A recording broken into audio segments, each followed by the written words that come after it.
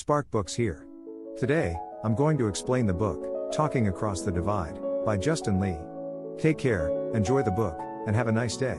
Talking Across the Divide, 2018, offers a useful guide on how to engage in constructive dialogues with people who hold opposing ideas or beliefs. By using these tools, you can avoid unhelpful arguments and conduct meaningful conversations that allow both sides to become better informed, and perhaps even come to a common understanding.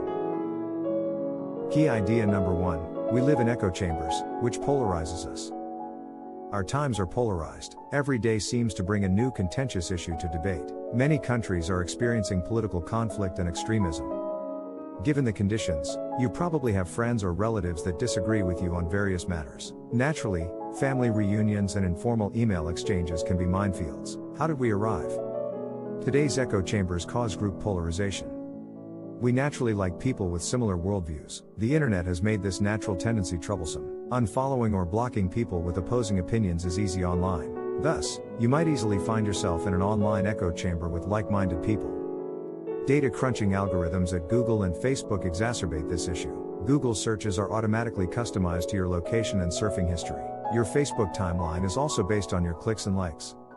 In other words, Google and Facebook display you stuff similar to what you or people in your area already like, restricting your exposure to new ideas. One person searching Google for climate change proof may get scientific material, while the other may find oil company sponsored sites that minimize it. Online echo chambers may also explain our extremism drop. Research shows that when like-minded people gather, their opinions become more extreme. Group polarization occurs. Over the past 20 years, people have become increasingly extreme due to online echo chambers. Key idea number 2, strategic discourse bridges divides. Despite the growth of extremism, there remains hope.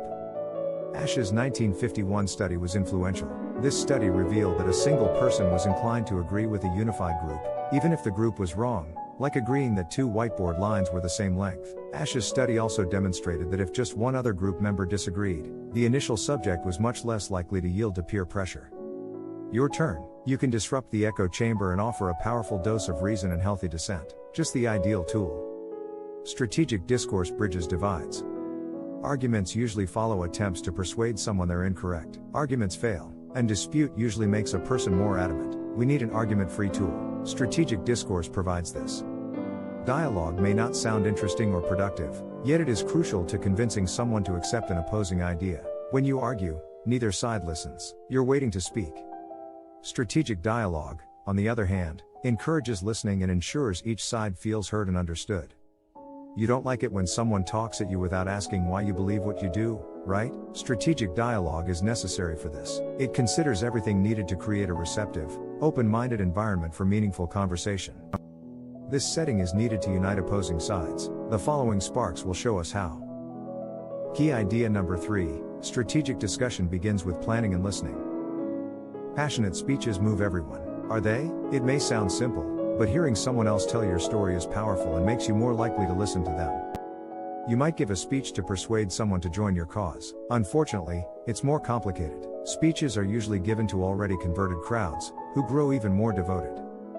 First, get someone who opposes your cause to listen to you. To achieve that, you must demonstrate your willingness to listen. Strategic discussion begins this way. The point, strategic discussion begins with planning and listening.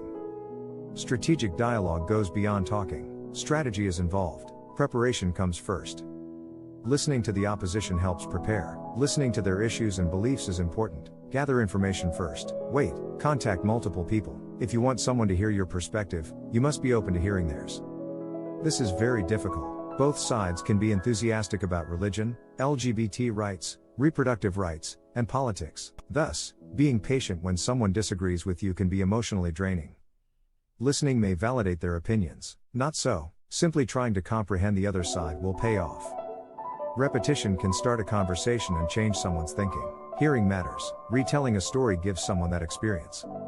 It may sound simple, but hearing someone else tell your story is powerful and makes you more likely to listen to them. Key idea number 4, ego protection is the first of 5 communication barriers. Listening. Ready. You try to comprehend someone's fervor. Maybe their parents shaped their views. Perhaps they're misled. Start the conversation and tell your side of the story. Beware. Some factors will derail your plan. The 5 hurdles to persuasion are these. First, ego. The point, ego protection is the first of 5 communication barriers. Ego can mean self-confidence or egomania. Ego symbolizes self-esteem, pride, and identity, thus we passionately guard it. People don't want to look stupid. Saying someone's opinions are erroneous will quickly raise their defenses. This protection barrier can be bypassed. Even flat earthers have complicated heroes in their stories, so you must include a story in your strategic dialogue. Painting the other person as a stupid villain won't help. Defenses will remain. Listening to their tale, understanding their reasons, and incorporating that narrative into your own will make you more compelling. Storytelling is a great approach to persuade. Make sure your story doesn't demonize the opposite side. Protagonistize them. Repeat their tale to indicate you've been listening. Then explain how someone in their position could come to their opinion. Explanations are not excuses.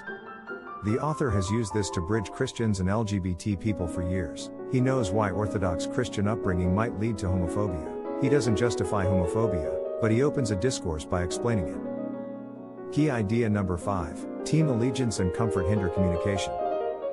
People often share illogical beliefs. Chances are, a group of others share your views, encourage each other, and perpetuate the bad concept. This is a problem because once a person gets loyal to a group, it might be hard to encourage them to change their beliefs. You must break team allegiance without scaring them. The point, team allegiance and comfort hinder communication. Listening again clears team loyalties. Discover what attracts the group. Find out why your conversation partner joined the group. This highlights their group and individual identities. Talk about your personal experiences and answer questions regarding your group. It's crucial to become personal because people who want to fit in want to be regarded as individuals. Individualism can overcome team devotion. Start the conversation as Alice and Carol, Ted and Bob, or anything. Personal narratives typically overcome collective mindset. It's hard to alter someone's mind because it's uncomfortable. It's easy to repeat actions or thoughts. The status quo prejudice is why comfort is the third barrier to dialogue. Here, delicately raising a fresh discomfort the other side hasn't considered as effective. Many still think gayness is a choice. After learning how lonely, depressed, and uncertain homosexual people are worldwide, this belief becomes uncomfortable. Why do this? It may seem apparent, but you'd be amazed how well this painful logic works to change people's minds. Key idea number 6, misinformation can be a tough fourth barrier to discussion. Did you know Pepsi was unchristian? This misunderstanding comes from a non-Pepsi incident. Dr. Pepper issued One Nation, indivisible beverage cans after 9/11. Some religious people refused to buy Dr. Pepper again because they thought the cans were intentionally emitting under God. However, Dr. Pepper was misidentified as Pepsi's. Dr. Pepper's prohibition on Pepsi was unjustified. This mistaken anti-Christian conspiracy myth is still believed by some. Next obstacle. The point, misinformation can be a tough fourth barrier to discussion. If you argue with a misguided person, remember that misinformation comes in many ways. Someone may have misconstrued news or been deceived. Talk, listen, and acquire information to figure this out. Misinformation is usually easier to combat than interpretation, because facts can persuade someone to reconsider their ideas. Even with evidence, people may not change their minds. Strategically revealing facts can decrease this. However, avoid sounding condescending. As we discussed, making someone feel silly or wounding their ego is unlikely to win them over. Explaining how you discovered the truth is better. You can explain how you were startled and how it affected your perspective. The ignorant person can do the same without feeling silly. Advertising says a message must be repeated 7 times before it sticks. Changing a long-held notion may be true. Don't give up if you don't win someone over the first time. Key idea number 7, worldview protection is the 5th obstacle to communication. Imagine being informed a lifelong conviction is false. Imagine how that affects everything you built on that premise. Sounds terrifying, doesn't it? Expecting someone to entirely change their worldview is unrealistic, but suggesting a positive step can change their life. Long-held ideas are often interconnected, making them difficult to change. They define a person's worldview. When a long-held conviction collapses, everything can seem upside down. Thus, people resent any thought that questions such ideas. The point, worldview protection is the 5th obstacle to communication. Your Uncle Earl opposes homosexual marriage and cites the Bible. For hundreds of years, the Bible has been translated and interpreted, thus it shouldn't be taken literally. Don't. It may appear reasonable, but applying it may lose the debate. You changed it from homosexual marriage to worldview by focusing on the Bible. Thus, you challenge multiple beliefs at once. You moved from removing a branch to uprooting a tree. Use the branch. Strategic dialogues don't always result in what you want. It's about progress. That's why strategic dialogue ends with future steps. In a strategic dialogue, knowing a person's position and interest is helpful. Knowing your position and interests is also polite. This manner, if neither party reaches their maximum position, you may at least strive to discover a result that gets both of you closer to your interest. The author calls this making the ask, recommending a first move that could change the opposing side's thinking. Expecting someone to entirely change their worldview is unrealistic, but suggesting a positive step can change their life. It's hard to persuade someone on an important issue. Strategic discourse allows it. Strategic discussion begins with asking questions, listening to the other side, and understanding why they feel so strongly about their stance. Remember the 5 success barriers: ego protection, team loyalty, comfort, misinformation, and worldview protection when writing your dialogue.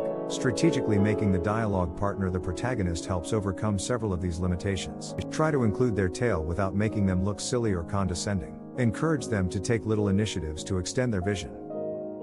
To view more content like this, subscribe. Don't forget to like and turn on notifications. The channel really benefits from it. I appreciate you being here.